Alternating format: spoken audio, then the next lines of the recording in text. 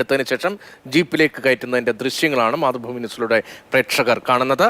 വയനാട്ടിൽ നിന്നാണ് ബോബി ചെമ്മണ്ണൂരിനെ കസ്റ്റഡിയിൽ എടുത്തത്. ബോബി ചെമ്മണ്ണൂരിന്റെ വാഹനത്തിലാണ് എയർ ക്യാമ്പിലേക്ക് കൊണ്ടുവന്നത്.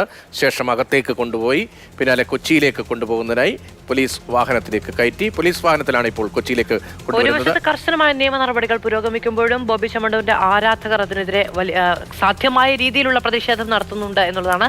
സാധാരണഗതിയിലുള്ള അവരുടെ രീതികൾ അനുവർത്തിക്കുന്നില്ല എന്നേ ഉള്ളൂ.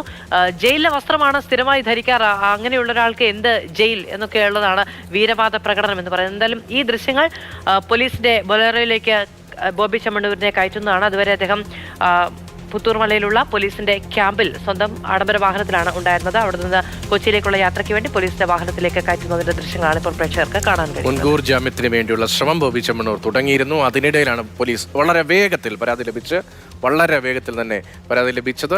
ഇന്നലെയാണ് ഇന്ന് അറസ്റ്റിലേക്ക് കടന്നിരിക്കുന്നത്. ഇന്നലെ തന്നെ വയനാട്ടിലേക്ക് കസ്റ്റഡി എടുക്കുന്നതിന് വേണ്ടി പോയിരുന്നു എന്നതാണ് DCP എറണാകുളം സെൻട്രൽ പോലീസ് സംഘം എന്താണ് DCP അല്പം മുമ്പ് മാതൃഭൂമി ന്യൂസിനോട് പറഞ്ഞത്.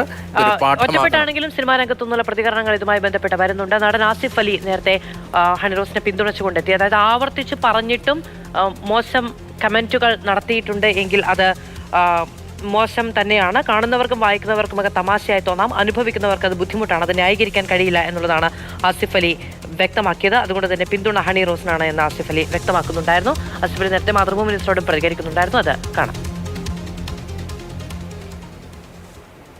ഞാൻ അഭിപ്രായം പറഞ്ഞു കഴിഞ്ഞതാണ്. ഞാനിപ്പോൾ ഇവിടെ കലോത്സവത്തിന്റെ ആവശ്യത്തിന് വേണ്ടിയിട്ട് വന്നതാണ്. അപ്പം അത് കഴിയട്ടെ.